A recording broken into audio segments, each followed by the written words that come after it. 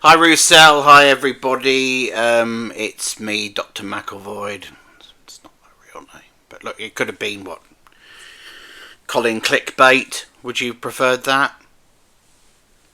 I can still change it, but I don't foresee that being extremely helpful and netting me more viewers, I think. That train's left the station. So here we are, again, another season of Doctor Who, maybe the last season of Doctor Who. It's like it's 1985 all over again, isn't it? You know, the prospect of cancellation, everyone's talking about it. No third season of Shooty Gat where Doctor Who has been produced, has it, Roussel? You haven't had anything to do for about a year and a half, such as the lag between production and transmission. So we're back where we were in 1985 with the people who control the money, not so keen to keep tossing it on the fire to produce, frankly, substandard entertainment. And they're saying, maybe that's it, maybe that's the end, maybe the show's run its course. Now, of course, Doctor Who could never run its course. Doctor Who is the show with the most flexible format ever devised for a science fiction television series. Its potential is limitless. It can tell any story set at any time with any set of characters. Never has a show been given that much breadth. And yet, despite this, it feels old and familiar and kind of crap. Why? I mean, it felt that way in 1985, didn't it? It felt like a show that sort of run out of ideas, and the serials we were getting were rubbish. Time Lash, The Twin Fucking Dilemma. I mean, people forget how terrible Doctor Who was in 1985. It wasn't anywhere near its creative peak. It was a show that felt exhausted. And it wasn't beneficial to the programme that it had been run for many years by a man with extremely broad and camp proclivities, namely John Nathan Turner, JNT to his friends. What was wrong with JNT's reign? Well, it was broad and shallow, and he did things like bringing light entertainment personalities into the show, like, you know, Ken Dodd and Hale and Pace and all of that rubbish. And the result was a show that felt really like it had lost its identity and become a sort of silly light entertainment parody of itself. Can you imagine? That's where we are today, isn't it? I mean, in this forthcoming season of Doctor Who, we're told we're going to have guest stars like Ryland Clark and Graham fucking Norton. One show is actually going to be a parody of the Eurovision Song Contest, which is beyond parody. Now, the moment that you pitch a stunt episode like that, one precious episode in a run of only 8, and you say, we're going to make it a space version of the Eurovision Song Contest. If that's your pitch, Roussel, you've lost the thread. Because all you're doing now is churning out sort of variations on your own ridiculous preoccupations. Keep those at home. Don't inflict them on a patient audience of Doctor Who fans. We're not interested.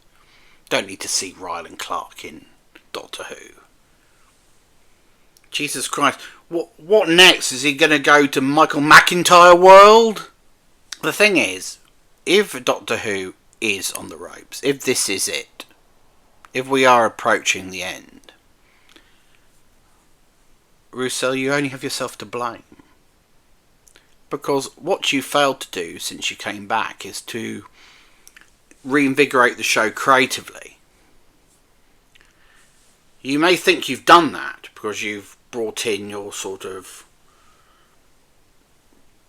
poster boy masturbatory fantasy of a doctor, and you've got lots more money from Disney Plus, everything looks shiny and expensive and so on and so on. But this is a world away from what Doctor Who needed after so many years of being kind of bland under Chris Chibnall. It's not enough to zhuzh it up. It's not enough to give it a little bit of pep. Okay. What Doctor Who needs, and I can't emphasise this strongly enough, is wit, dramatic integrity, depth, and a preoccupation with something other than the culture wars, which are going to date these episodes, by the way, extremely quickly. I mean, we'll come on to that, because the Robot Revolution was depressingly the sort of, I don't know, adolescence for 8-year-olds.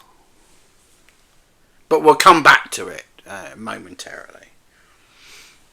I just want for a moment to focus on the lesson from 1985. In 1985, as you'll all know, and as Roussel knows, Michael Gray, who was then the controller of BBC One, basically decided to axe it. So when I was controller of BBC One, I cancelled the show.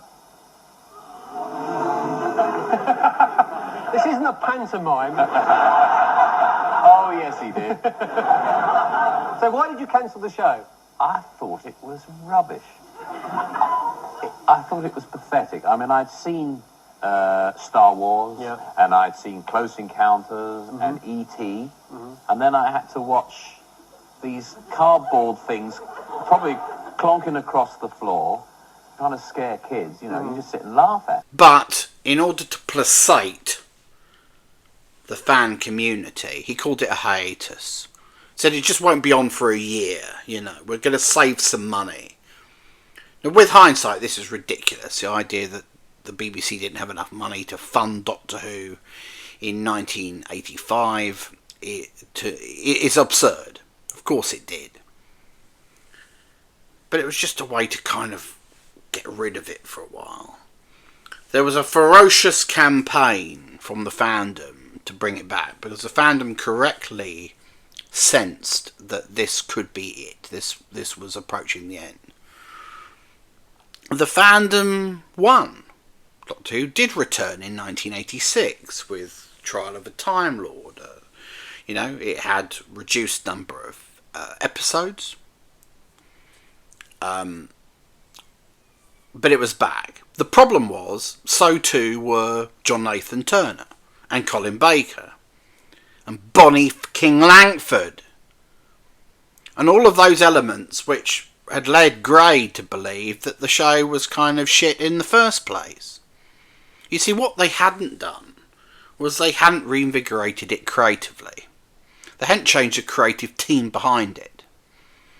And consequently, viewers tuning in 1986 just got the impression, well, it's been away for a year, but other than Colin Baker's hair growing a few inches, nothing's changed. So let's find out what the real die-hard fans think of the new series. But are you happy with the new series, Chris? It doesn't seem to have much to it. It hasn't improved that much since it went off the air. It could have been a lot better. It could have been slightly better written, especially the last story. Why? The same problem, that it was too complicated? Well, not only that, but it was also very cliched. It was very routine, running up and down corridors and silly monsters. You know, you can open season, whatever it was, 23 or 22 or whatever it was, with a £6,000 motion control visual effects shot. But then you cut straight to the old BBC studio and you realise, well, there's a little bit of gloss, but actually the thing is the same. Not a bad metaphor for that season of the show, as it turned out. But here's the point. They learnt the lesson, but too late. There was a shift from 1987 onwards, from JNT to Andrew Cartmel, one of the series producers, who also became the script editor, the story editor, and unleashed what's now called the Cartmel Master Plan, an attempt to inject mystery into the Doctor's origin. And mystery is also code for depth. Bring a little bit more dramatic integrity, a little bit more conceptual experimentation. So you get stories like Remembrance of the Daleks. You know, you get stories like Battlefield and Ghostlight and so on. The series is on a creative high in its last 2 years, but nobody's watching it anymore. It's too late, because most of the audience have gone, and most of the audience think Doctor Who is crap. And the people who know better are just this tiny little rump of viewers whom nobody cares about. Consequently, the show is axed, and people remember it, but remember it wrong.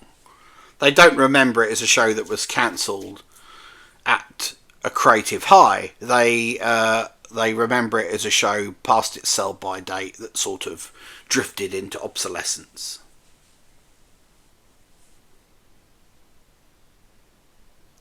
Now, the danger in 2025 is that the same thing happens. We know that there are no more episodes in the can after this batch, and we know that no commitment has been made to a third season of Shooty Who. Because, let's face it, Roussel, you've not convinced these bastards at the House of Mouse that you're worth keeping on, have you? I personally think you should go. Because I don't see any evidence that you're ever going to produce a programme which is anything other than kind of camp and superficial, but with a little bit of crude culture wars commentary crowbarred in. That's not what Doctor Who needs to be. That's not the show that millions of people grew to love over years and decades. So you've got to go. I'm sorry, Roussel. I don't mean to be unkind to you, but you've got to go. And you've got to be replaced by somebody who's serious. And when I say serious, I mean somebody who isn't camp and who doesn't believe that Ryland Clark should be in Doctor Who, or indeed Graham Norton. You catch my drift? I mean, to think, for example, that when the show was on hiatus after Jodie Whittaker, they considered bringing in J. Michael Straczynski, who wrote Babylon 5, a TV novel no less, a 5-season TV novel. A serious science fiction writer, if ever there was one. What would his Doctor Who have been like? Maybe we'll find out. But surely to God it would have been different from this, cartoon idiocy that you produce. I want to see something on TV that's like the series of Virgin New Adventure novels that were published in the 1990s after Doctor Who was axed. These are novels that featured Sylvester McCoy's Doctor, but went to places which were more adult, more literary, more conceptually interesting. In other words, these were adult Doctor Who stories. And there's no reason on earth why Doctor Who can't be that kind of literate, adult-driven series made for television. As I've said in previous videos, not that any of you bastards ever listen to anything I say, the perfect Doctor Who story would follow what I call the 7, 17 and 47 rule. It's dazzling and amazing when you watch it age 7, because it's full of stuff you don't quite understand, but you get the thread of the story, you get the gist, you like the characters. It lodges in your mind and your memory, and it's something that you carry with you, and it's something you talk to your friends about as you grow up. Hey, oh, you like Doctor Who too? Oh, yeah. Do you remember that story? Yeah, I do. Yeah, it's great. Yeah. It's one of my favourites, because when you watch it back, there's so much more to it, right? That's the 17 part. You watch it again 10 years later, and you get all the stuff that you missed when you were 7. And then you see it again as an adult, a weary, jaded adult, age 47, at the time when all the joy is drained out of your life and that there's really nothing else to think about. You're lonely, you're depressed, your days are long and barren, you don't have any friends, you don't have any intimacy, you've got nothing, but you've got your memories. And when you're at a low, what do you reach for? You reach for the good old stuff, the stuff that used to give you a bit of escapism when you were a kid or when you were a teenager. And you stumble on that old episode of Doctor Who that you first saw when you were 7 years old. And you think, holy God, this is great. But now you appreciate the humour. You appreciate the quality of the writing.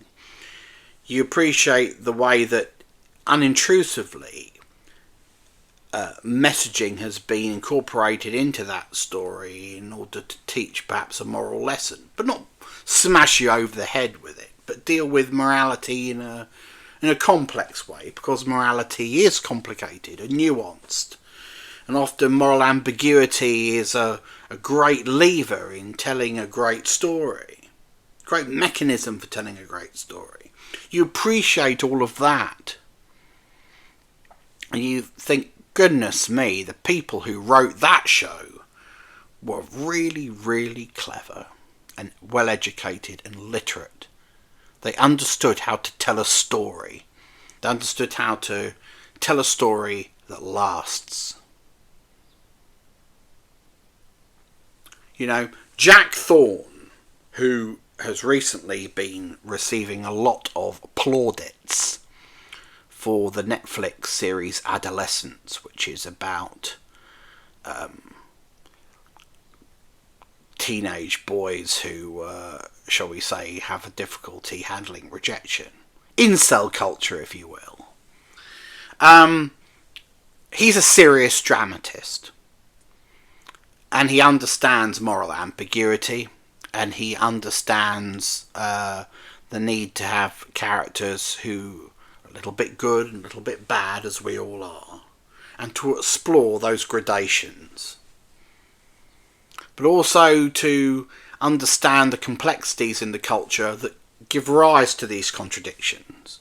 That's what made Adolescence a good watch, don't you think? Sure, the one take conceit held your attention, but the quality of the writing that kept you watching it, yes? Yes? You compare and contrast that, if you will, to the under-8s version, the Robot Revolution, Roussel. Your episode of Doctor Who that opened what people are obnoxiously calling season 2 of the programme, as if the fucking 40 before it didn't exist. Now here's a show that's got all your usual bollocks, you know. It's got lots of zany visuals and all those planet of robots and all the rest of it.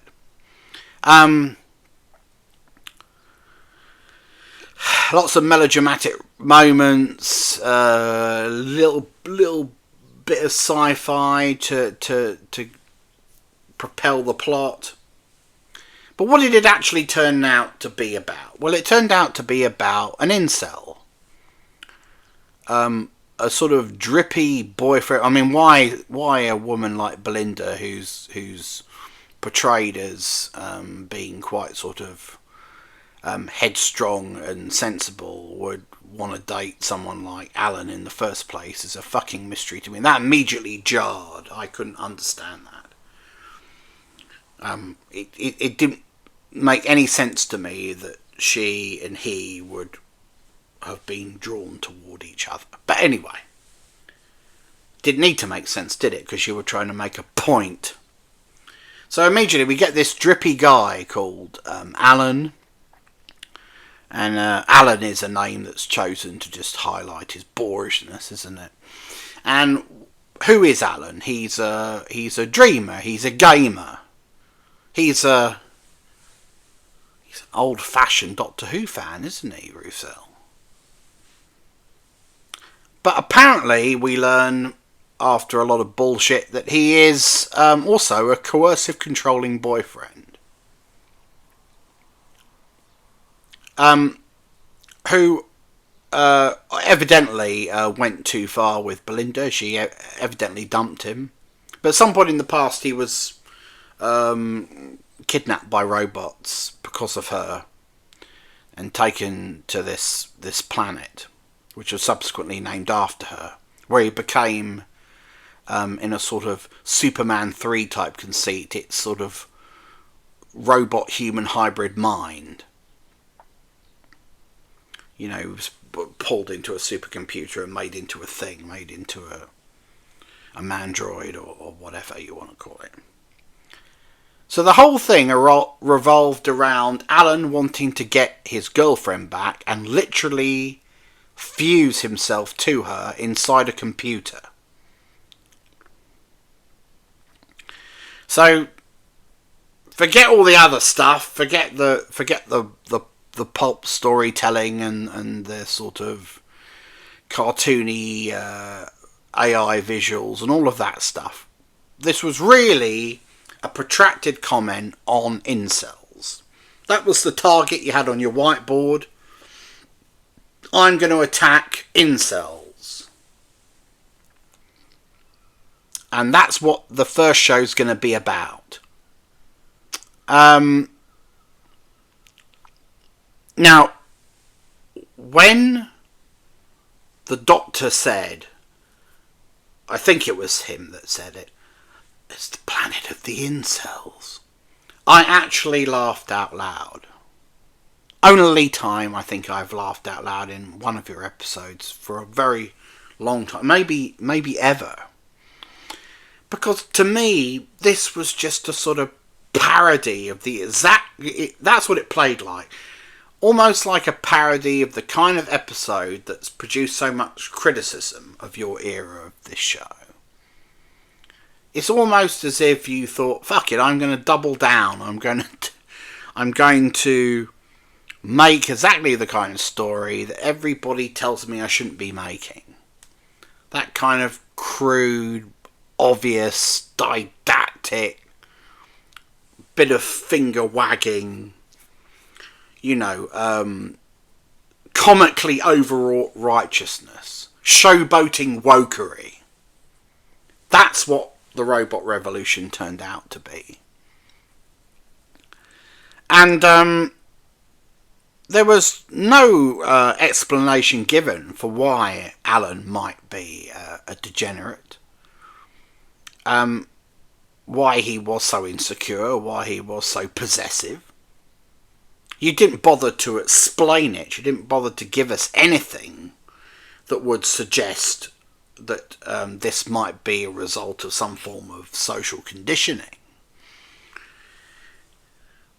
You didn't care why he was an incel. He just came as a sort of fully formed social deviant that existed in his own bubble. Oh look, Alan doesn't have any friends. Alan spends all of his time on the internet playing games. That would explain it. That explains why. He's a coercive controller and frustrated because he got dumped. So frustrated that he wants to take over a world and become a megalomaniac. As all boys who can't have sex with the girl that they want do. Of course, they all fantasize about being megalomaniacs, don't they? You imagine, Roussel, because you haven't got a clue about these people. I don't know, maybe the world of heterosexual relationships is just a fucking mystery to you. I don't know. But you didn't try to understand, did you? You had no interest in understanding. You didn't do what Jack Thorne did and tried to work out what underpinned the problem. He didn't necessarily have all the answers. He was just there to ask questions. But he asked the right questions, I think. He asked the right questions about, peer groups and the impact of social media and so on. About the poisonous nature of archetypal representations of men and women and how that naturally retards the understanding growing up. How much richer would the robot revolution have been if it had explored those issues a little bit? But there was no time for that because, once you got through all of your other crap, you only had about 90 seconds to tack it on the end, didn't you? This is why Doctor Who's in trouble.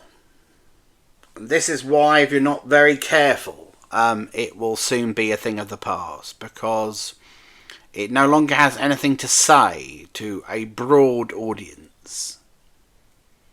I'm sure a few people will watch this and come away thinking, ooh, incel bad! Male control bad! Well, we fucking knew that before we tuned in. Who are you preaching to exactly? Write something useful. Explain to us why these things are happening, for God's sake. And find a an analogue for that in your storytelling, and then maybe it would give us something to hang on to. As it was, the only thing that was interesting in this episode was the end. The moment at which sort of Belinda almost turned on the Doctor and said, well, actually, I don't want to be a companion, which is, of course, quite a unique situation. Normally, they do want to go with him. They can't wait to go with him. Here's Belinda, the reluctant companion. She's got no interest in going on the ride of a lifetime, no interest in the Doctor's whimsy and bullshit, no interest in meeting her uncanny-looking ancestor 30 centuries hence. No. She just wants to go back to her shift at the hospital as a nurse. Just wants to go back to, emptying catheters and, checking on people's bloods. That's all she wants to do. I love that. I thought that was great. I loved her disinterest in the whole show and its potential. That was quite funny. It's a nice deadpan joke and characteristically sharp of you, Roussel. And the fact that she is a reluctant passenger makes for an interesting dynamic, which I hope you will have the sense to push as the series continues. And, of course, the final shot of the TARDIS dematerialising because it can't get back to the day that Belinda was stolen, and the remnants of some sort of global disaster is naturally a great tease. Great way to end the episode. But the 42 minutes that preceded it were dead. Flatline. Nothing. Just a lot of judgmental nonsense. And based on what? Cliche.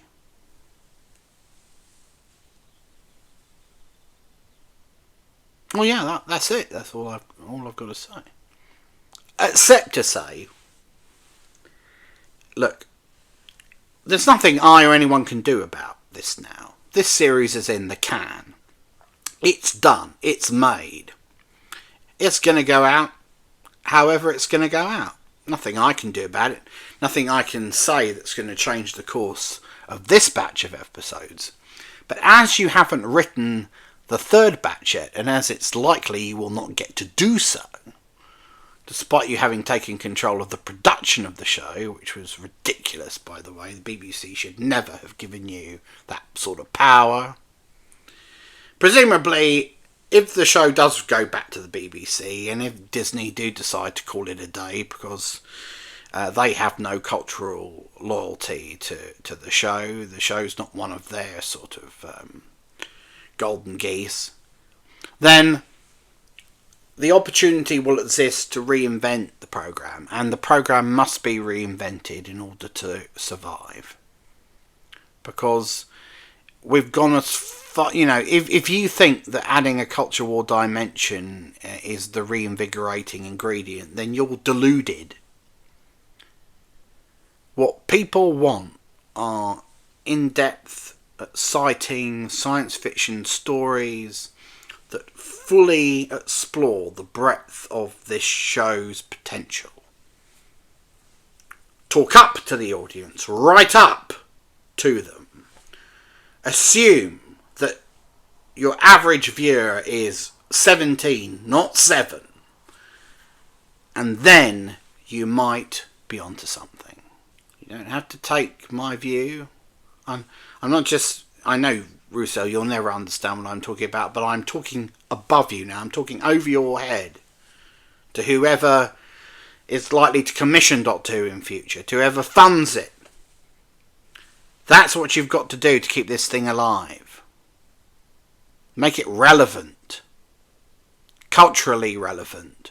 Not a commentary on the culture itself, but a product that is so exciting and so interesting and so dynamic that it becomes a show that people talk about for that reason.